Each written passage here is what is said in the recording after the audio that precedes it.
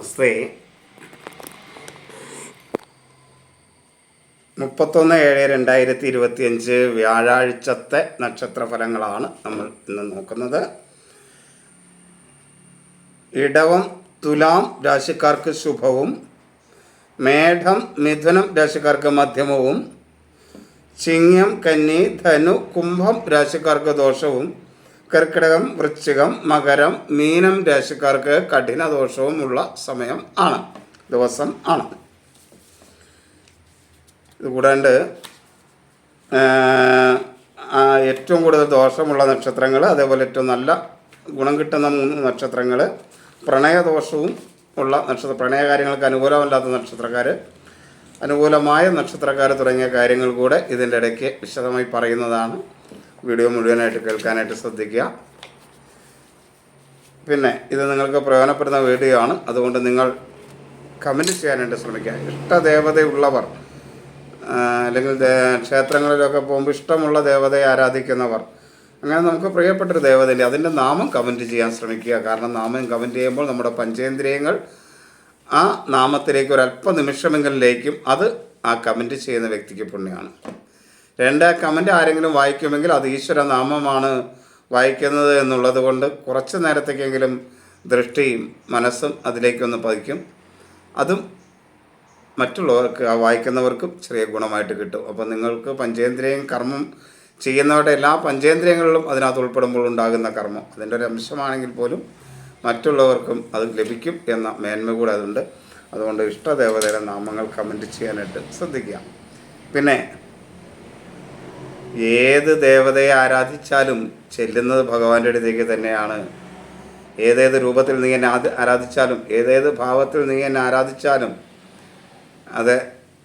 അതെല്ലാം എന്നിലേക്ക് വരും എന്നാണ് പറയുക. അപ്പോൾ ഭഗവാൻ ഏത് രൂപത്തിൽ ആരാധിച്ചാലും ആരാധനാമൂർത്തി ഭഗവാൻ എല്ലാവർക്കും ഒന്ന് തന്നെയാണ്. ശിവനെ ആരാധിച്ചാലും വിഷ്ണുവിനെ ആരാധിച്ചാലും കൃഷ്ണനെ ആരാധിച്ചാലും രാമനെ ആരാധിച്ചാലും ഒക്കെ, അത് വിവിധങ്ങളായ മന്ത്രങ്ങൾ ഉപയോഗിച്ചാലും ഒക്കെ എത്തിച്ചേരപ്പെടുന്നത് ഈ പറയുന്ന നിങ്ങൾ ശിവനെയാണ് വിചാരിക്കുന്നതെങ്കിൽ എല്ലാ ആരാധനയും ശിവനിലേക്കാണ് എത്തിച്ചേരുന്നത്. ആരൊക്കെ ആരാധിച്ചാലും അതെല്ലാം ശിവനിലേക്ക്. വിഷ്ണു പ്രധാനമുണ്ടെങ്കിലോ ആരൊക്കെ ആരാധിച്ചാലും അത് വിഷ്ണുവിലേക്കാണ് എത്തിച്ചേരുന്നത്. വൈഷ്ണവർക്ക് അങ്ങനെയും ശൈവർക്ക് അങ്ങനെയും ശാക്തേയർക്ക് ആരൊക്കെ ഏത് രൂപത്തിൽ ആരാധിച്ചാലും അതെല്ലാം ശാക്തേയമായി തന്നെയാണ് വന്നു ചേരുന്നത് എന്ന ബോധം ഉണ്ടാകുന്നത് നല്ലതാണ്. കാരണം നമ്മൾ ആരാധിക്കുന്ന ദേവത സർവവും പ്രപഞ്ചമാണ്, പ്രപഞ്ചത്തിൻ്റെ ആധാരമാണ്. അതുകൊണ്ട് എങ്ങനെ ആരാധിച്ചാലും അത് എത്തിച്ചേരുന്നത് ആ പ്രപഞ്ച ശക്തിയിലാണ്. പ്രപഞ്ചത്തെ സൃഷ്ടി സ്ഥിതി സംഹാരം നടത്തിപ്പോകുന്ന ആ ഏക ശക്തി ഏതാണോ അത് നമുക്ക് കാണാൻ കഴിഞ്ഞിട്ടില്ലല്ലോ. ഞാനത് ദേവിയാണെന്ന് വിചാരിക്കുന്നുവെങ്കിൽ വേറെ ചിലരത് ഭഗവാനാണെന്ന് വിചാരിക്കും, വിഷ്ണു ആണെന്ന് വിചാരിക്കും, വേറെ ചിലരത് ശിവനാണെന്ന് വിചാരിക്കും, വേറെ ചിലരത് അള്ളാ എന്ന നാമമാണെന്ന് വിചാരിക്കും, വേറെ ചിലരത് കർത്താവെന്ന നാമമാണെന്ന് ആരും ആയിക്കോട്ടെ, നമ്മൾ എത്തിച്ചേരുന്നതെല്ലാം ഒരേ സ്ഥലത്തേക്കാണ്, ഒരേ ശക്തിയിലേക്കാണ് എന്ന ധാരണ എല്ലാവർക്കും ഉണ്ടാവുക. പണ്ട് കാലത്ത് ശാക്തേയരും വൈഷ്ണവരും ശൈവരുമൊക്കെ ആയിട്ട് പരസ്പരം യുദ്ധം ചെയ്ത ഒരു കാലഘട്ടം വരെ നമ്മുടെ ചരിത്രത്തിലുണ്ട്. നമ്മളൊക്കെ ഇപ്പോൾ കുഴപ്പമില്ല, പക്ഷേ ഉത്തർപ്രദേശിലേക്കൊക്കെ അങ്ങനെയൊക്കെ ചെന്നാൽ ഇപ്പോഴും ശക്തേയരും വൈഷ്ണവരും ശൈവരൊന്നും മറ്റൊരു നാമം ജപിക്കില്ല. എന്താണെന്നറിയില്ല. എല്ലാം ഒന്ന് തന്നെയാണെന്ന് മനസ്സിലാക്കാൻ കഴിയാത്തതുകൊണ്ടായിരിക്കാം. അതുകൊണ്ട് എല്ലാം ഒന്ന് തന്നെയാണ് എന്ന് മനസ്സിലാക്കുക. ഇനി 1-2 കമൻറ്റ് ഉണ്ട്. ആ കമൻറ്റ് മറുപടി ഒന്ന്, ചൂല് എവിടെ സൂക്ഷിക്കുന്ന? ചൂല് വീടിന് പുറത്ത് സൂക്ഷിക്കണം. വീടിനകത്ത് ചൂല് സൂക്ഷിക്കാനുള്ള വിധിയില്ല. അത് പുറത്ത് എവിടെയെങ്കിലും സുരക്ഷിതമായി സൂക്ഷിക്കുക. പെട്ടെന്ന് കാണാവുന്ന രീതിയിലൊന്നും അത് വയ്ക്കാതിരിക്കുന്നതാണ് ഏറ്റവും ഉത്തമം. കാരണം അത് അടിച്ച് വരെ അശുഭമായതാണ്. അശുഭമായ ചൂല് കാണുന്നത്ര നല്ലതല്ല. അപ്പോൾ അങ്ങനെ വ്യക്തമായി കാണത്തക്ക രീതിയിലുള്ള ഒരു തല്ലാട് വയ്ക്കുക. വീടിന് പുറത്ത് വയ്ക്കാനായിട്ട് പ്രത്യേകം ശ്രദ്ധിക്കുക. ഇതാണ് അതിനൊരു നിർദ്ദേശമായിട്ട് പറയും. കൂടുതൽ വിശദീകരണം വാസ്തുശാസ്ത്രം പറയുന്ന സമയത്തുണ്ടാകും, അതുകൊണ്ട് അത് കേൾക്കാൻ ശ്രമിക്കുക. പിന്നെ രാമായണ വായന മുടങ്ങായാൽ കുഴപ്പമുണ്ടോ എന്നാണ് ചോദ്യം. കർക്കിടക ഒരു ദിവസം മുടങ്ങിപ്പോയി രാമായണം വായിക്കാമെന്ന് വെച്ച് നിങ്ങൾ പേടിക്കൊന്നും വേണ്ട, യാതൊരു കുഴപ്പമില്ല, പിന്നീട് തുടർന്ന് വായിക്കുക. 2, മത്സ്യങ്ങൾ മാംസങ്ങൾ ഉപയോഗിക്കാമോ എന്നാണ്.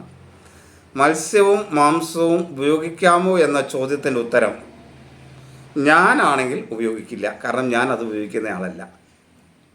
അതുകൊണ്ട് ഓരോരുത്തരുടെയും മനസ്സിൻ്റെ ചിന്താഗതിക്ക് അനുസരിച്ചാണ് അത് ഉപയോഗിക്കേണ്ടത്. കാരണം നമ്മുടെ മത്സ്യങ്ങളും മാംസങ്ങളുമൊക്കെ ആരാധിക്കുന്ന, നിവേദ്യമായി ഉപയോഗിക്കുന്ന ക്ഷേത്രങ്ങൾ വരെയുണ്ട്. അപ്പോൾ അവിടെയൊക്കെ പോകുന്നവരുണ്ട്, അവിടെയൊക്കെ ദർശനം നടത്തുന്നവരുണ്ട്. അങ്ങനെ ചെയ്യാമെങ്കിൽ മാംസം കഴിക്കരുതെന്ന് പറയാനുള്ള അവകാശം എനിക്കില്ല. പക്ഷെ ഞാൻ കഴിക്കില്ല. ഇനി എൻ്റെ അഭിപ്രായമാണ് ചോദിച്ചതെങ്കിൽ കഴിക്കരുത് എന്ന് തന്നെയാണ് എൻ്റെ അഭിപ്രായം. കാരണം ഞാൻ ചെയ്യുന്നതിൽ എനിക്ക് മറ്റുള്ളവരോട് പറയാൻ കഴിയും. ഞാൻ ഇതൊന്നും കഴിക്കാത്ത ആളായതുകൊണ്ട് ആ സമയത്ത് മാത്രമല്ല, ഇങ്ങനെയുള്ളതൊന്നും കഴിക്കാതിരിക്കുന്നതാണ് വളരെ നല്ലത് എന്ന അഭിപ്രായമാണ് എനിക്കുള്ളത്. രാമായണം വായിക്കുക മാത്രമല്ല, ഒരിക്കലും. ഇതാണ് എൻ്റെ അഭിപ്രായം. മദ്യം, ഇങ്ങനെയുള്ള ലഹരി പദാർത്ഥങ്ങളോ അങ്ങനെയുള്ള കാര്യങ്ങളൊന്നും ഉപയോഗിക്കാതിരിക്കുന്നത് തന്നെയാണ് നല്ലത്. അങ്ങനെ ഉപയോഗിക്കരുതെന്നാണ് എൻ്റെ അഭിപ്രായം. കാരണം ഇതൊന്നും ഞാൻ ഉപയോഗിക്കില്ലാത്തതുകൊണ്ട് എനിക്ക് ഉറപ്പിച്ച് പറയാൻ കഴിയും അങ്ങനെ ഉപയോഗിക്കരുത് എന്ന്. ഒരാൾ ഉപയോഗിച്ചുകൊണ്ടിരിക്കുന്ന ഒരാൾക്ക് മറ്റാളോട് ഉപയോഗിക്കരുത് എന്ന് പറയാൻ കഴിയില്ലല്ലോ, അതിനുള്ള ധാർമ്മികതയില്ലല്ലോ. അതുകൊണ്ട് ഞാൻ പറയും അത് ഉപയോഗിക്കാൻ പാടില്ല എന്ന്. ഇതാണ് ആ ചോദ്യത്തിന് ഉത്തരം. 2, രാമായണം താഴെ ഇരുന്ന് വായിക്കാൻ കഴിയുന്നില്ല, അല്ലെങ്കിൽ താഴെ ഇരുന്ന് നാമം ജപിക്കാൻ കഴിയുന്നില്ല. കാരണം കാല് മടക്കി വയ്ക്കാൻ ബുദ്ധിമുട്ടാണ്. ഒരു സംശയം പേരിക്കണം, നിങ്ങൾ മുകളിലിരുന്ന് നാമം ജപിച്ചോ. നിങ്ങൾക്ക് എവിടെയാണോ ഇരിക്കാൻ കഴിയുന്നത്, സ്വസ്ഥമായിരിക്കാൻ കഴിയുന്നത്, അങ്ങനെയുള്ള ഇരിപ്പിടത്തിലിരുന്ന് നാമം ജപിക്കാം. സുഖാസനത്തിലിരുന്ന് നാമം ജപിക്കാവുന്നതാണ്. സുഖാസനം എന്ന് പറഞ്ഞാൽ അത് യോഗയിലെ ഒരു ആസനമാണ്. പത്മാസനം, സുഖാസനം, ഇങ്ങനെ ഒരുപാട് ആസനങ്ങൾ നമുക്ക്, വജ്രാസനം, ഇങ്ങനെയുള്ള ഒരുപാട് ആസനങ്ങൾ നമുക്ക് പറയുന്നുണ്ട്. ഇതിനകത്ത് ഏതാണോ ആ വ്യക്തിക്ക് അനുയോജ്യമായി തീരുന്നത്, ഇഷ്ടമായി തീരുന്നത്, സുഖമായി തീരുന്നത്, അത് സ്വീകരിക്കുക എന്നാണ്. അപ്പോൾ ഏതാണോ നിങ്ങൾക്ക് സൗകര്യപ്രദമായ രീതിയിൽ ഇരിക്കാൻ കഴിയുന്ന സ്ഥലം, മനസ്സ് അനുകൂലമാകുന്ന സ്ഥലം, സുഖമായി ഇരിക്കാൻ കഴിയുന്ന അവസ്ഥ, കാലൊക്കെ താഴേക്ക് ഇട്ടിട്ട് സെറ്റിലിരിക്കുന്നതാണെങ്കിൽ അങ്ങനെ, കാല് മറ്റൊരു സെറ്റയിലിട്ട് കാല് നിവർത്തി വെച്ചിട്ട് മറ്റൊരു സ്റ്റൂളയിലൊക്കെ നിവർത്തി വെച്ചിട്ടിരിക്കണമെങ്കിൽ അങ്ങനെ, എങ്ങനെ ഇരുന്നാലും കുഴപ്പമില്ല. ജപിക്കാതിരിക്കരുത്, നാമം ജപിക്കാതിരിക്കരുത്. ശരീരകൃതം കൃതം കർമ്മ എന്നാണ്. ശരീരം കൊണ്ട് ചെയ്യുന്നതല്ല കർമ്മം, മനകൃതം കൃതം കർമ്മ, മനസ്സുകൊണ്ട് ആചരിക്കുന്നതാണ് പ്രധാനമായ കർമ്മം. എന്ന് പറഞ്ഞാൽ മനസ്സുകൊണ്ട് തെറ്റ് ചെയ്യാൻ പോലും കഴിയില്ലാത്തവന് ശരീരം കൊണ്ട് ചെയ്യാൻ കഴിയില്ലല്ലോ. അപ്പോൾ അതുകൊണ്ട് പ്രശ്നമല്ല, എങ്ങനെ ഇരുന്നാലും കുഴപ്പമില്ല. മനസ്സ് ശുദ്ധമാക്കിയിരുന്ന് മറ്റാർക്കും ഉപദ്രവം ഇല്ലാത്ത രീതിയിൽ ഇതൊക്കെ ചെയ്യുന്നുവെങ്കിൽ അതാണ് നല്ലത്. ഇനി ക്ഷേത്രത്തിൽ നിന്ന് തൊഴുതു വരുമ്പോൾ ഒരു മൈനയെ കണ്ടു കുഴപ്പമുണ്ടോന്നാണ്. ഒരു കുഴപ്പമില്ല. ക്ഷേത്രത്തിൽ നിന്ന് തൊഴുതു വരുമ്പോൾ നമ്മുടെ മുമ്പിലുള്ള കാര്യങ്ങളൊന്നും അല്ല ശ്രദ്ധിക്കേണ്ടത്. ആ ഭഗവാന്റെ പുണ്യത്തെയാണ് നമ്മുടെ മനസ്സിലേക്ക് സ്വീകരിക്കേണ്ടത്. ആ ഭഗവാനെ തന്നെയാണ് നമ്മൾ ശ്രദ്ധിക്കേണ്ടത്. ആവശ്യമില്ലാത്ത കാര്യങ്ങൾ ശ്രദ്ധിക്കാതിരിക്കാനായിട്ട് ശ്രദ്ധിക്കുക. ആ പുണ്യത്തെ മനസ്സിൽ സ്വീകരിച്ചുകൊണ്ട് പുറത്തേക്ക് വരാനായിട്ടും വീട്ടിൽ വരെ എത്താനായിട്ടും ശ്രദ്ധിക്കുക. മറ്റുള്ള കാര്യങ്ങളെ അവോയ്ഡ് ചെയ്യുക. ഇതാണ് എനിക്ക് ആ ആചാരം അനുഷ്ഠാനത്തിനനുസരിച്ച് മാത്രമാണ് ഞാൻ പറയുന്നത് കേട്ടോ. എൻ്റെ വ്യക്തിപരമായ അഭിപ്രായം പറഞ്ഞിട്ടുള്ളത് അങ്ങനെ തന്നെയെന്ന് പറഞ്ഞിട്ടുണ്ട് കേട്ടോ. അപ്പം ഇതാണ് ഇതിനുള്ള മറുപടി. ഇനി നമുക്ക് വിശദമായ ഫലങ്ങളിലേക്ക് വരാം. ഈ കമൻറ്റുകൾക്ക് ഇങ്ങനെ കൊടുക്കുന്ന മറുപടികൾ അരോചകമാകുന്നുണ്ടെങ്കിൽ അതും കൂടെ നിങ്ങൾ പറയണം. അതേപോലെ നക്ഷത്ര ഫലങ്ങളിൽ മാറ്റം വരുത്താനുള്ള കാര്യങ്ങളുണ്ടെങ്കിൽ അത് പറയണം. മാറ്റം വരുത്തി പറയുന്ന കാര്യങ്ങളിൽ എന്തെങ്കിലും നിർദ്ദേശങ്ങളുണ്ടെങ്കിൽ അതും നിങ്ങൾ പറയാനായിട്ട് ശ്രദ്ധിക്കണം. നിങ്ങളുടെ നിർദ്ദേശങ്ങളാണ് ഓരോ കാര്യങ്ങൾക്കും നിങ്ങളുടെ കമൻറ്റുകളാണ് എനിക്കിതിന് പ്രചോദനം നൽകുന്നതെന്നുള്ളതുകൊണ്ടാണ് കേട്ടോ. ഇനി നമുക്ക് വിശദമായ ഫലത്തിലേക്ക് വരാം. ഇതൊക്കെ എഴുതി തയ്യാറാക്കിയാൽ കൊണ്ടുവന്ന് പറയുന്നത് കേട്ടോ, വെറുതെ അല്ല പറയുന്നത്. വെറുതെ വന്നിരുന്നല്ല പറയുക എന്ന് മനസ്സിലാക്കുക. അതുകൊണ്ടാണ്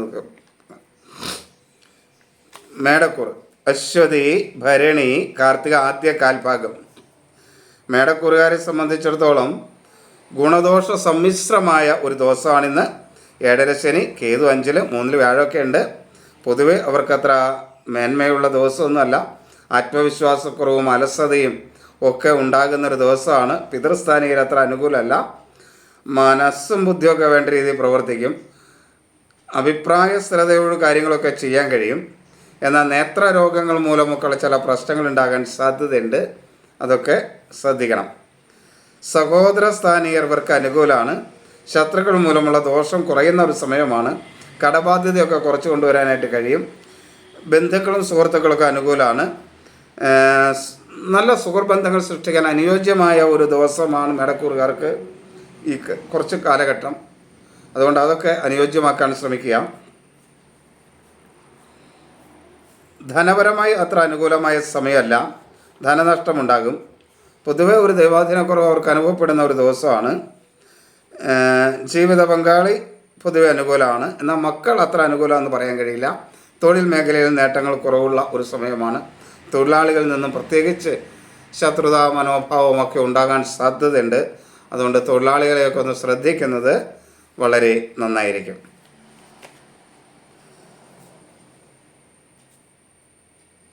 ഇനി ഇടവക്കൂർ. കാർത്തിക അവസാന മുക്കാൽ ഭാഗം, രോഹിണി മകീരം ആദ്യ പകുതി ഭാഗം. ഇടവക്കൂറിന് ഗുണകരമായ ഒരു ദിവസമാണ്, ശുഭകരമായ ഒരു ദിവസമാണ്. പൊതുവെ അവർക്ക് ആത്മവിശ്വാസമൊക്കെ ഉണ്ടാകുന്ന ദിവസമാണ്. അലസതയൊന്നുമില്ലാതെ കാര്യങ്ങൾ ചെയ്യാൻ കഴിയുന്ന ദിവസമാണ്. മനസ്സും ബുദ്ധിയൊക്കെ വേണ്ട രീതിയിൽ പ്രവർത്തിക്കും.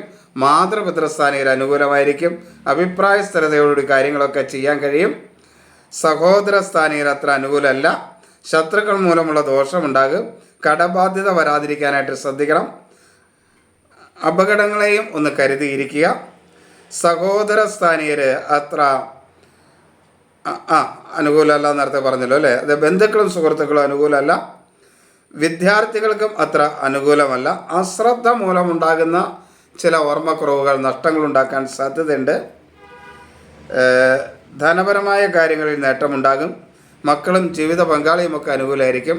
കുടുംബത്തിലൊരു സ്വസ്ഥതയും സമാധാനവും ഒക്കെ ഉണ്ടാകും. വാഹന സംബന്ധമായ കാര്യങ്ങളിൽ നിന്നൊക്കെ അംഗീകാരം, നേട്ടങ്ങൾ ഒക്കെ കിട്ടും. ചില അംഗീകാരങ്ങളൊക്കെ കിട്ടുകയും ചെയ്യും. തൊഴിൽ മേഖല അനുകൂലമാണ്. പുതിയ തൊഴിലവസരങ്ങൾ ഉണ്ടാകുകയോ പുതിയ തൊഴിൽ അവസരങ്ങൾ സൃഷ്ടിക്കുകയോ ഒക്കെ ചെയ്യാൻ കഴിയുന്ന ഒരു സമയമാണ്. അതേപോലെ തൊഴിൽ ഇടത്ത് വികസന പ്രവർത്തനങ്ങളൊക്കെ നടത്താൻ കഴിയും. അങ്ങനെ പൊതുവെ തൊഴിൽ മേഖലയെ മേന്മയുള്ളതാക്കി മാറ്റാൻ കഴിയുന്ന ഒരു ദിവസമാണ്, ഒരു കാലഘട്ടം കൂടെയാണ്. ഈ ദിവസം പ്രത്യേകിച്ചുമാണ്.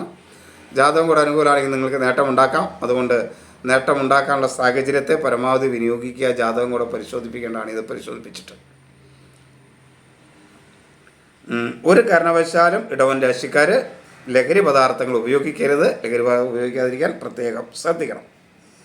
ഇനി അടുത്ത് ഇത് പറയുന്നതിന് മുമ്പായിട്ട് മിഥുനക്കൂറാണ് ഇനി പറയുന്നത്.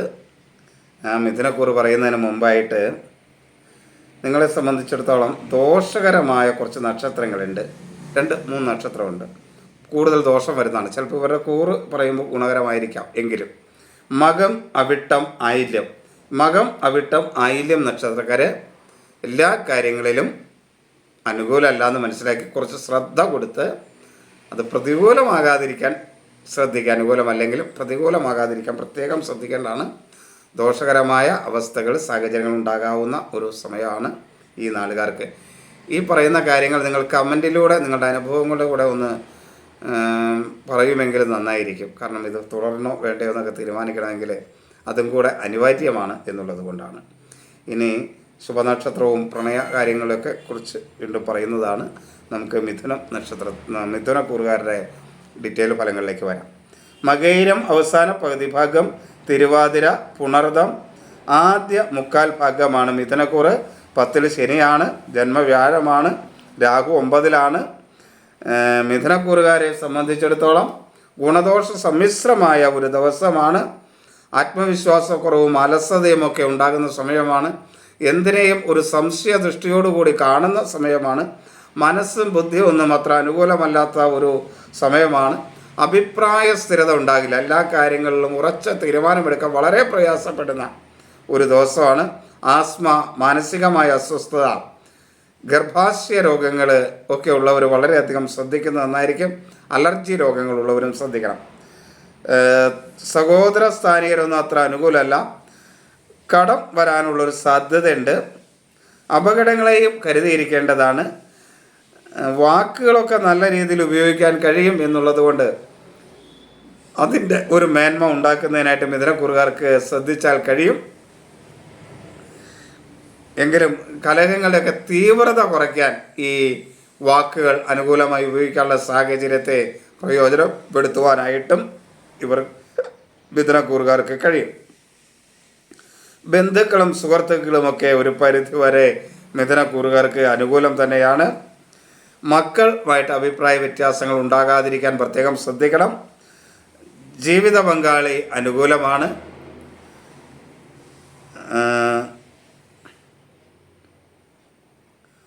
മക്കളുമായിട്ട് ചെറിയ അഭിപ്രായ വ്യത്യാസങ്ങളൊക്കെ ഉണ്ടാവാം. തൊഴിൽ രംഗത്ത് അത്ര മേന്മയുള്ള സമയമെന്ന് പറയാൻ കഴിയില്ല. പ്രത്യേകിച്ച് 10-ൽ ശനി സഞ്ചരിക്കുന്ന സമയം കൂടെയാണ്. അത് ഒട്ടും അനുകൂലമല്ല. അതുകൊണ്ട് പ്രത്യേകം ശ്രദ്ധിക്കുക. തൊഴിൽ രംഗത്ത് വളരെയധികം പ്രയാസങ്ങളും ബുദ്ധിമുട്ടുകളും ഒക്കെ അനുഭവപ്പെടുന്നുണ്ടെങ്കിൽ ജാതകം കൂടെ ഒന്ന് പരിശോധിപ്പിച്ച് അത് ഉണ്ടാകാതിരിക്കാൻ വേണ്ട പരിഹാരകർമ്മങ്ങളും കാര്യങ്ങളൊക്കെ ചെയ്യാനായിട്ട് പ്രത്യേകം ശ്രദ്ധിക്കേണ്ട ഒരു സമയമാണ്. ഭാഗ്യക്കുറവ് പൊതുവെ അനുഭവപ്പെടും. അതും ശ്രദ്ധിക്കുക. അതേപോലെ ആരോഗ്യ കാര്യങ്ങളും കൂടുതൽ മിഥുനക്കൂറുകാർ പ്രത്യേകം ശ്രദ്ധ കൊടുക്കണം. 2 പ്രാവശ്യമൊക്കെ എടുത്ത് പറയുന്നുണ്ടെങ്കിൽ അത് കൂടുതൽ ശ്രദ്ധിക്കാൻ വേണ്ടിയാണ് എന്ന് നിങ്ങൾ മനസ്സിലാക്കണം കേട്ടോ.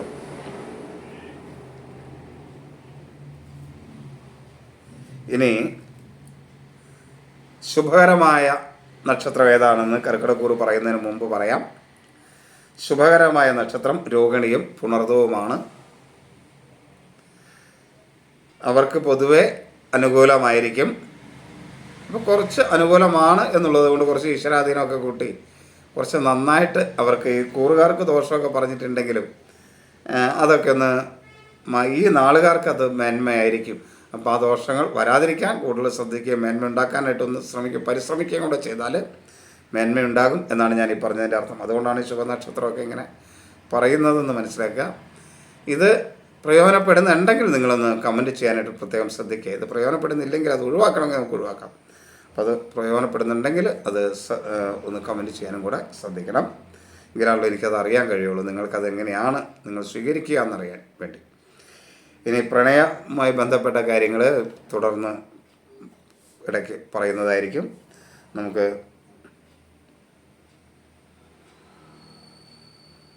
അടുത്ത് നോക്കാം. കർക്കിടകം പുണർദം അവസാന കാൽഭാഗം പൂയം ആയില്യമാണ് കർക്കിടകക്കുറ. 12-ൽ വ്യാഴം, 8-ൽ രാഹു, 9-ൽ ശനി, 2-ൽ കേതു ഒക്കെ സഞ്ചരിക്കുന്ന ഒരു സമയമാണ്. കർക്കിടകക്കുറുകാർക്ക് കഠിന ദോഷമുള്ള ഒരു സമയം കൂടെയാണ് ഇത്.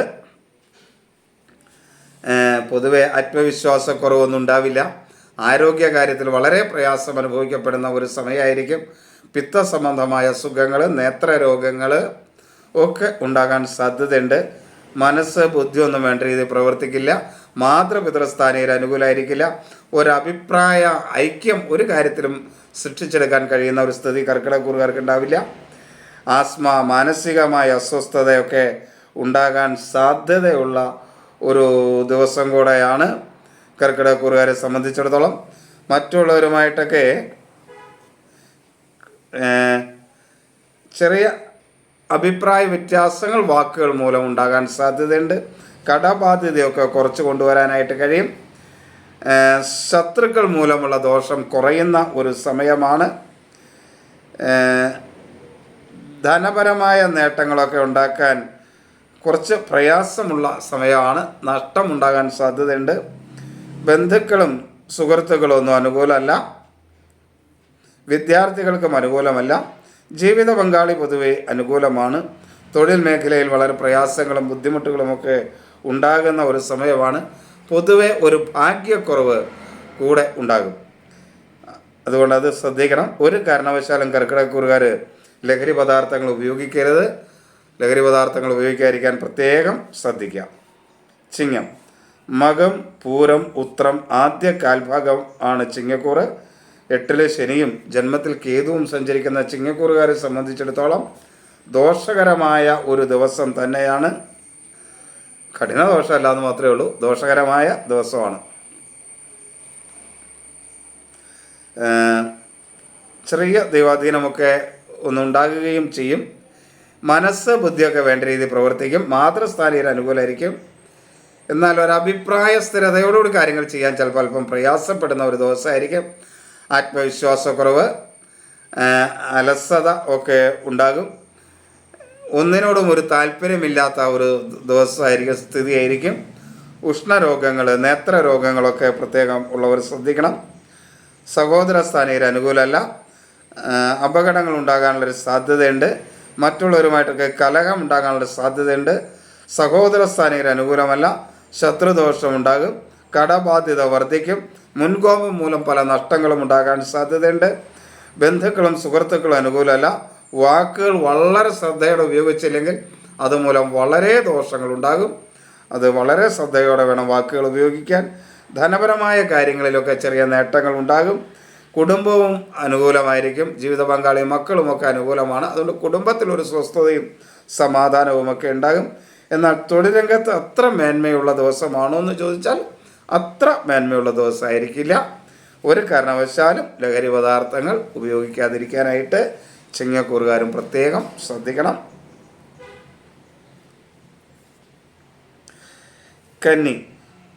കന്നിക്കൂറുകാരെ സംബന്ധിച്ചിടത്തോളം ദോഷകരമായ ദിവസം തന്നെയാണ്. 7 ശനിയും 10 വ്യാഴവും 12 കേതുമൊക്കെ നിൽക്കുകയാണ്. കന്നിക്കൂറെന്ന് പറഞ്ഞാൽ ഉത്തരം അവസാന 3/4 ഭാഗം, അത്തം ചിത്തിര ആദ്യ പകുതി ഭാഗമാണ്. അപ്പോൾ ഇവരെ സംബന്ധിച്ചിടത്തോളം ദോഷകരമായ ദിവസമാണ്. എങ്കിലും ഇവർക്കൊരു ആത്മവിശ്വാസമൊക്കെ ഉണ്ടാവും. അലസതയൊന്നുമില്ലാതെ കാര്യങ്ങൾ ചെയ്യാൻ കഴിയും. ആരോഗ്യ കാര്യങ്ങൾ ചെറിയ മേന്മയൊക്കെ ഉണ്ടാവും. മനസ്സും ബുദ്ധിയൊന്നും അത്ര അനുകൂലമല്ല.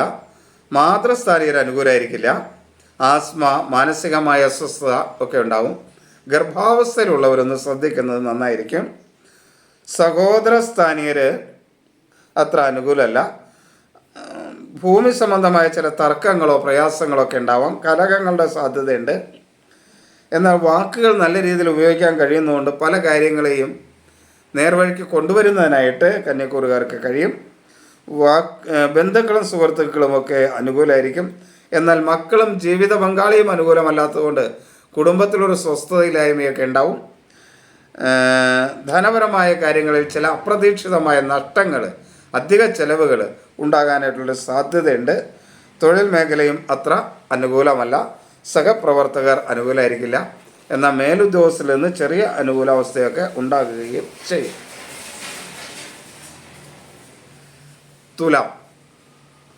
തുലാം രാശി ചിത്തിര അവസാന പകുതി ഭാഗം, ചോതി വിശാഖം ആദ്യ 3/4 ഭാഗം തുലാം രാശി.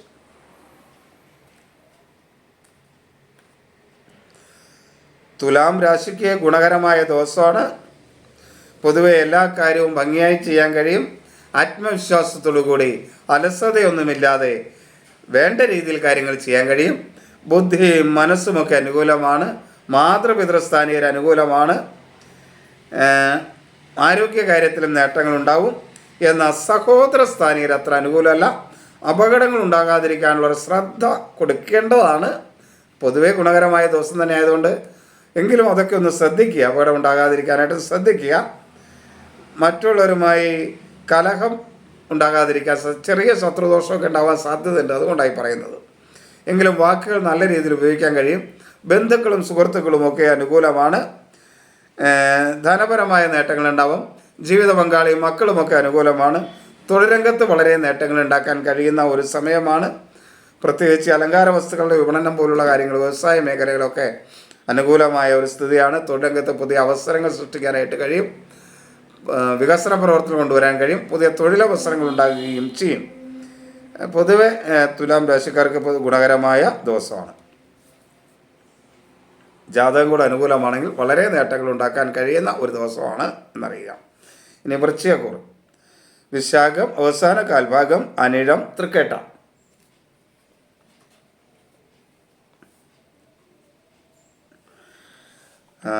നാലിൽ രാഹു, 5 ശനിയും 8 വ്യാഴം 10 കേതുവും ഒക്കെ സഞ്ചരിക്കുന്ന ഒരു കാലഘട്ടമാണ്.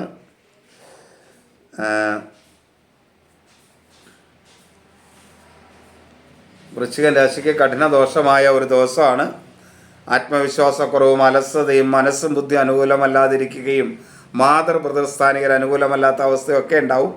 ഒന്നിനോടും ഒരു താല്പര്യമില്ലായ്മ, അഭിപ്രായമില്ലായ്മ ഒക്കെ അനുഭവപ്പെടുന്ന ദിവസമാണ്. അലർജി സംബന്ധമായ അസുഖങ്ങൾ, മാനസികമായ അസ്വസ്ഥതകൾ, വൃക്ക രോഗങ്ങൾ, ഉഷ്ണരോഗങ്ങൾ, നേത്രരോഗങ്ങളൊക്കെ ഉള്ളവർ വളരെ ശ്രദ്ധിക്കേണ്ട ഒരു കാര്യമാണ്. ഒരു വിളർച്ച, ദഹനക്കുറവ് മുതലായി ഉണ്ടാകാനുള്ളൊരു സാധ്യതയുണ്ട്.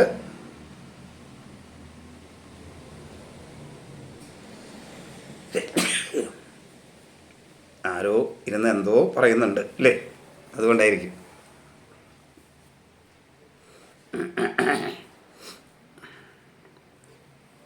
സഹോദരസ്ഥാനീയർ അനുകൂലമാണ്. ശത്രുക്കൾ മൂലമുള്ള ദോഷമൊക്കെ കുറയും. കടബാധ്യതയൊക്കെ കുറച്ചു കൊണ്ടുവരാൻ കഴിയും. എന്നാൽ വാക്കുകൾ അത്ര അനുകൂലമല്ലാത്തതുകൊണ്ട് അതുമൂലം ചില പ്രയാസങ്ങളൊക്കെ ഉണ്ടാകാതിരിക്കാൻ പ്രത്യേകം ശ്രദ്ധിക്കണം. ബന്ധുക്കളും സുഹൃത്തുക്കളുമൊക്കെ അനുകൂലമായിരിക്കില്ല. അശ്രദ്ധ മൂലമുള്ള ഓർമ്മക്കുറവ് ചില നഷ്ടങ്ങളെ ഉണ്ടാക്കാൻ സാധ്യതയുണ്ട്. ധനപരമായ നഷ്ടമുണ്ടാകുന്ന സമയമാണ്. കഫരോഗങ്ങൾ, ഒരു ദൈവാധീനക്കുറവ് ഇതൊക്കെ ഉണ്ടാകും. ജീവിത പങ്കാളി പൊതുവെ അനുകൂലമായിരിക്കും. ജീവിത പങ്കാളിയുടെയും സഹോദര സ്ഥാനികരുടെയൊക്കെ അനുകൂലാവസ്ഥ ഉള്ളതുകൊണ്ട് കുറച്ച് ഒരു ഇത് അനുഭവപ്പെടുകയും ചെയ്യും. തൊഴിലംഗം ഒട്ടും അനുകൂലമല്ല. സഹപ്രവർത്തകരും മേലുദ്യോഗസ്ഥരും ഒന്നും അനുകൂലമായിരിക്കില്ല. തൊഴിലാളികൾ പ്രത്യേകിച്ച് അനുകൂലമായിരിക്കില്ല. ഒരു കാരണവശാലും ലഹരി പദാർത്ഥങ്ങൾ ഉപയോഗിക്കാതിരിക്കാൻ വൃശ്ചികക്കൂറുകാർ പ്രത്യേകം ശ്രദ്ധിക്കുക.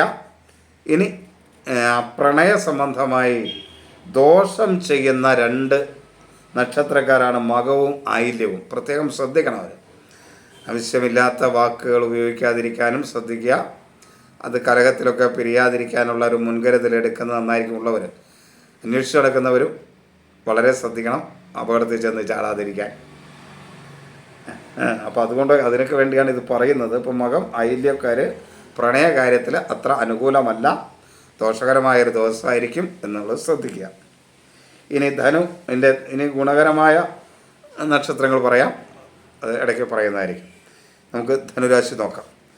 ധനുരാശി മൂലം, പൂരാടം, ഉത്രാടം, ആദ്യ കാൽഭാഗം ധനുക്കൂറുകാരെ സംബന്ധിച്ചിടത്തോളം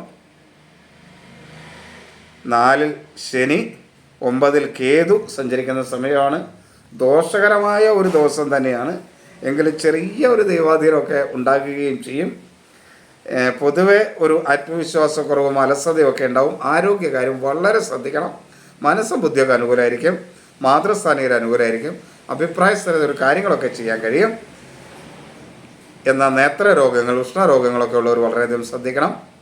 ദന്തരോഗങ്ങളെയും കരുതിയിരിക്കണം. സഹോദരസ്ഥാനികർ അത്ര അനുകൂലമല്ല. ശത്രുക്കൾ മൂലമുള്ള ദോഷമുണ്ടാകും. കടബാധ്യത വർദ്ധിക്കും. മറ്റുള്ളവരുമായിട്ടൊക്കെ കലഹമുണ്ടാകും. മുൻകോപത്തെ വളരെയധികം നിയന്ത്രിക്കണം. വാക്കുകൾ വളരെ ശ്രദ്ധിച്ച് ഉപയോഗിച്ചില്ലെങ്കിൽ വളരെ പ്രയാസങ്ങളും ദുരിതങ്ങളുമൊക്കെ ഉണ്ടാകാൻ സാധ്യതയുണ്ട്. മക്കളും ജീവിത പങ്കാളിയും ഒന്നും അത്ര അനുകൂലമായിരിക്കില്ല. പക്ഷെ മക്കളിൽ നിന്ന് ചെറിയ തോതിലുള്ള ഒരു അനുകൂലാവസ്ഥ ഉണ്ടാകുകയും ചെയ്യും. പക്ഷെ വലിയ അനുകൂലം പ്രതീക്ഷിക്കരുത്.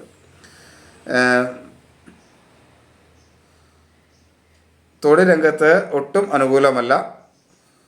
വളരെയധികം ശ്രദ്ധ വേണം. പ്രത്യേകിച്ച് മേലുദ്യോഗസ്ഥരിൽ നിന്ന് മനസ്സിന് പ്രയാസകരമായ അവസ്ഥകളുണ്ടാവും. അത് വളരെ ശ്രദ്ധയോടെ അങ്ങനെ ഉണ്ടാകാതിരിക്കാനായിട്ട് ശ്രദ്ധിച്ച് മുന്നോട്ട് പോവുക. തൊഴിൽ മേഖലയിൽ മകരക്കൂറ് ഉത്രാടം അവസാന 3/4 ഭാഗം, തിരുവോണം അവിട്ടം ആദ്യ പകുതി ഭാഗം. മകരക്കൂറുകാർക്ക് കഠിന ദോഷമുള്ള സമയമാണ്. വളരെയധികം ശ്രദ്ധിക്കേണ്ട സമയമാണ്. ആരോഗ്യകാര്യത്തിൽ വളരെ ശ്രദ്ധ വേണ്ട സമയമാണ്. ആത്മവിശ്വാസക്കുറവും അലസതയും മൂലം പ്രശ്നമുണ്ടാകും. ശരീരത്തിനൊരു ഉന്മേഷമില്ലാത്ത ദിവസമായിരിക്കും. മനസ്സ് ബുദ്ധിയൊക്കെ വേണ്ട രീതിയിൽ പ്രവർത്തിക്കും. മാതൃസ്ഥാനീയർ അനുകൂലമായിരിക്കും. അഭിപ്രായ സ്ഥിരതയോടെ കാര്യങ്ങളൊക്കെ ചെയ്യാൻ കഴിയും. എന്നാൽ സഹോദരസ്ഥാനീയരൊന്നും അനുകൂലമായിരിക്കില്ല. ശത്രുക്കൾ മൂലമുള്ള ദോഷം, കടബാധ്യത ഒക്കെ ഉണ്ടാവും. മുൻകോപത്തെ വളരെയധികം നിയന്ത്രിക്കണം. വാക്കുകൾ മൂലം വളരെ പ്രയാസങ്ങളും ബുദ്ധിമുട്ടുകളും ഒക്കെ ഉണ്ടാകുന്ന സമയമാണ്. ബന്ധുക്കളും സുഹൃത്തുക്കളും ഒന്നും അനുകൂലമല്ല. ആരുടെയും സഹായ സഹകരണങ്ങൾ കിട്ടാൻ അനുകൂലമായ ഒരു ദിവസമല്ല എന്ന് പ്രത്യേകം മനസ്സിലാക്കുക. ദൈവാധീനം വളരെ കുറവാണ്. കഫരോഗങ്ങൾ, ആരോഗ്യ പ്രശ്നങ്ങൾ കാര്യമായി ഉണ്ടാകാൻ സാധ്യതയുള്ളൊരു ദിവസമായതുകൊണ്ട് അത് ശ്രദ്ധിക്കുക. ജീവിത പങ്കാളിയോ മക്കളോ ഒന്നും തന്നെ അനുകൂലമായിരിക്കില്ല. തൊഴിൽ രംഗത്ത് ചെറിയ മേന്മയൊക്കെ പ്രതീക്ഷിക്കാം, ജാതകത്തിലും കൂടെ അനുകൂലമാണെങ്കിലും മാത്രം. പൊതുവെ ഒട്ടും അനുകൂലമല്ല. ഒരു കാരണവശാലും ലഹരി പദാർത്ഥങ്ങൾ ഉപയോഗിക്കരുത്. വളരെയധികം ശ്രദ്ധിക്കണം ലഹരി പദാർത്ഥങ്ങൾ ഉപയോഗിക്കാതിരിക്കാൻ. കുംഭക്കൂറ്, അവിട്ടം അവസാന പകുതി ഭാഗം, ചതയം പൊരുരുട്ടാതി ആദ്യ മുക്കാൽ ഭാഗം. ജന്മരാഹു 2-ൽ ശനി 7-ൽ കേതു ഒക്കെ സഞ്ചരിക്കുകയാണ്. കുംഭക്കൂറുകാർക്കും ദോഷകരമായൊരു ദിവസമാണ്. എങ്കിലും അവർക്ക് പൊതുവെ ദൈവാധീനമൊക്കെ ഉണ്ടാക്കിയെടുക്കാൻ കഴിയുന്നുണ്ട്. ആ ദോഷത്തെ ശ്രദ്ധയോടെ കൈകാര്യം ചെയ്താൽ പരിഹരിക്കപ്പെടാം. എങ്കിലും ആരോഗ്യകാര്യം അനുകൂലമല്ല. അലസത ഉണ്ടാവും, ആത്മവിശ്വാസക്കുറവുണ്ടാവും, മനസ്സും ബുദ്ധി അനുകൂലമായിരിക്കില്ല. മാതൃപിതൃസ്ഥാനികരൊന്നും അനുകൂലമല്ല. അതേപോലെ സഹോദര സ്ഥാനികർ അനുകൂലമല്ല. ആസ്മ, മാനസികമായ അസ്വസ്ഥത, ഉദര സംബന്ധമായ അസുഖങ്ങളൊക്കെ ഉള്ളവർ പ്രത്യേകം ശ്രദ്ധിക്കേണ്ട കാര്യമാണ്. സഹോദര സ്ഥാനികർ അത്ര അനുകൂലമല്ല. ശത്രുക്കൾ മൂലമുള്ള ദോഷം ഉണ്ടാവും, കടബാധ്യത ഉണ്ടാവും, മറ്റുള്ളവരുമായുള്ള കലഹമൊക്കെ ഉണ്ടാവും. ബന്ധുക്കളും സുഹൃത്തുക്കളൊന്നും അനുകൂലമല്ല. പകർച്ചവ്യാധികൾ പോലുള്ള അസുഖങ്ങൾ, പനി, ഇതൊക്കെ ഉണ്ടാകാൻ സാധ്യതയുള്ള ഒരു സമയമാണ് ഇവർക്ക്. എങ്കിലും മക്കളും ജീവിത പങ്കാളിയും പൊതുവെ അനുകൂലമായിരിക്കും. ധനപരമായ കാര്യങ്ങളിൽ ചെറിയ നേട്ടങ്ങളൊക്കെ കുംഭക്കൂറുകാർക്ക് പ്രതീക്ഷിക്കാവുന്ന ദിവസമാണ്. തൊഴിൽരംഗം വലിയ കുഴപ്പമില്ല, എന്നാലും അത്ര അനുകൂലമെന്ന് പറയാൻ കഴിയില്ല. ഒരു കാരണവശാലും ലഹരി പദാർത്ഥങ്ങൾ ഉപയോഗിക്കരുത്. മേലുദ്യോഗസ്ഥർ അനുകൂലമായിരിക്കില്ല. മീനം, പൂരുരുട്ടാതി അവസാന കാൽഭാഗം, ഉത്രട്ടാതി രേവതി. 4-ൽ വ്യാഴവും ജന്മശനിയും 12 രാഹുവും ഒക്കെയാണ്. മീനക്കൂറുകാർക്ക് കഠിന ദോഷമാണ്. ആരോഗ്യകാര്യത്തിൽ പ്രത്യേകം ശ്രദ്ധിക്കണം. വാദസംബന്ധമായ അസുഖങ്ങൾ, പിത്ത സംബന്ധമായ അസുഖങ്ങളൊക്കെ ഉള്ളവർ വളരെ ശ്രദ്ധിക്കേണ്ട ഒരു സമയമാണ്. മനസ്സ്, ബുദ്ധി തുടങ്ങിയവൊന്നും അത്ര അനുകൂലമല്ല. ഓരോ കാര്യത്തോടും ഒരു താല്പര്യം ഉണ്ടാവില്ല, അലസതയായിരിക്കും, ഒന്നിനോടും ഒരു അഭിപ്രായവും ഉണ്ടാവില്ല. അങ്ങനെ ഒരു ദിവസമായിരിക്കും. ആരോഗ്യ കാര്യങ്ങൾ അനുകൂലമല്ല. കടബാധ്യത വർദ്ധിക്കും.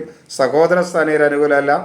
മുൻകോപം ഉണ്ടാകും, മറ്റുള്ളവരുമായി കലഹം ഉണ്ടാകും, വാക്കുകൾ മൂലം വളരെ പ്രയാസങ്ങൾ, ബുദ്ധിമുട്ടുകളുണ്ടാവും. ബന്ധുക്കളും സുഹൃത്തുക്കളും ഒന്നും അനുകൂലമല്ല. അതുകൊണ്ട് തന്നെ ആ കാര്യങ്ങൾ വളരെ ശ്രദ്ധ കൊടുക്കേണ്ട ഒരു കാര്യമാണ്. ധനപരമായ കാര്യങ്ങളിൽ നഷ്ടമുണ്ടാകും. ദൈവാധീനം വളരെ കുറഞ്ഞ ഒരു ദിവസമാണ്. ജീവിത പങ്കാളി പൊതുവെ അനുകൂലമായിരിക്കും. വാഹന സംബന്ധമായ കാര്യങ്ങൾ ചിലപ്പോൾ അല്പം നേട്ടമുണ്ടായി എന്ന് വരാം. എങ്കിലും തൊഴിൽ രംഗത്ത് മറ്റ് മേന്മകളൊന്നും കാര്യമായിട്ട് കാണുന്നില്ല. ഒരു കാരണവശാലും ലഹരി പദാർത്ഥങ്ങൾ ഉപയോഗിക്കാതിരിക്കാൻ പ്രത്യേകം ശ്രദ്ധിക്കണം. ഇനി പ്രണയ കാര്യത്തിൽ ഗുണമുള്ള ഒരു നക്ഷത്രമാണ് രോഹിണി. അത്തവും പുണർതവും അത് അത്ര മേന്മയില്ലെങ്കിലും കുഴപ്പമില്ലാത്ത നക്ഷത്രമാണ്. രോഹിണി ഗുണകരമായ നക്ഷത്രമാണ് ഈ ദിവസം. എങ്കിലും ജാതകം അതിന് പ്രധാനമാണ് എന്നുകൂടെ അറിയണം കേട്ടോ. ഇത് മാത്രം ആധാരമാക്കരുതെന്ന് ഈ പറഞ്ഞതിൻ്റെ അർത്ഥം. എങ്കിലും ദോഷം ഉണ്ടാവില്ല എന്നർത്ഥം. ഇത് ആരുടെയും ജാതക ഫലമല്ല എന്ന് നിങ്ങൾ മനസ്സിലാക്കണം. ചന്ദ്രാധിഷ്ഠിത രാശിഫലമാണ്. നിങ്ങളുടെ കമൻറ്റുകൾ എനിക്ക് വളരെ കാര്യങ്ങൾ കൂടുതൽ ചെയ്യാനായിട്ട് പ്രേരിപ്പിക്കുന്നവയാണ്. അപ്പോൾ അതുകൊണ്ട് നിങ്ങളുടെ അഭിപ്രായങ്ങൾ പൂർണ്ണമായിട്ടും കമൻറ്റുകളായിട്ട് വരണം. എന്തുകൊണ്ടാണെന്ന് വെച്ചാൽ ഈ വീഡിയോ കുറച്ചുകൂടെ നന്നാക്കിയെടുക്കാനും ഒക്കെ അത് വളരെ നല്ലതാണ്. നിങ്ങളുടെ അഭിപ്രായങ്ങൾ പൂർണ്ണമായി അറിഞ്ഞാൽ അതനുസരിച്ച് മാറ്റം വരുത്താനായിട്ടും കഴിയും. അതുകൊണ്ടാണ് കമൻറ്റുകൾ വേണം എന്ന് ഞാൻ ഈ പറയുന്നത്. അപ്പോൾ നിങ്ങളത് ചെയ്യുക, നിങ്ങളുടെ അഭിപ്രായങ്ങൾ പറയുക. എല്ലാം ഒന്നും സ്വീകരിക്കാൻ കഴിയും എന്നെനിക്ക് പറയാൻ കഴിയില്ല. അതുകൊണ്ട് അതിലെന്നോട് പിണങ്ങരുത്. നിങ്ങളുടെ അഭിപ്രായം സ്വീകരിച്ചില്ല എന്ന് വിചാരിച്ച് പറയാം. പക്ഷേ സ്വീകരിക്കാവുന്നവ പരമാവധി മാറ്റങ്ങൾ വരുത്തുമ്പോൾ അതിൽ ഉൾക്കൊള്ളാൻ ഞാൻ കഴിയും, ഉൾക്കൊള്ളാനായിട്ട് ഞാൻ ശ്രമിക്കും. കാരണം ഇത് നന്നാക്കുക എന്നുള്ളതാണല്ലോ നമുക്കെല്ലാവർക്കും ആവശ്യം. അതുകൊണ്ട് അപ്പോൾ എല്ലാവരെയും ഈശ്വരൻ അനുഗ്രഹിക്കട്ടെ എന്ന് പ്രാർത്ഥിക്കുന്നു. എല്ലാവർക്കും നമസ്തേ. അമ്മേ ഭഗവതി.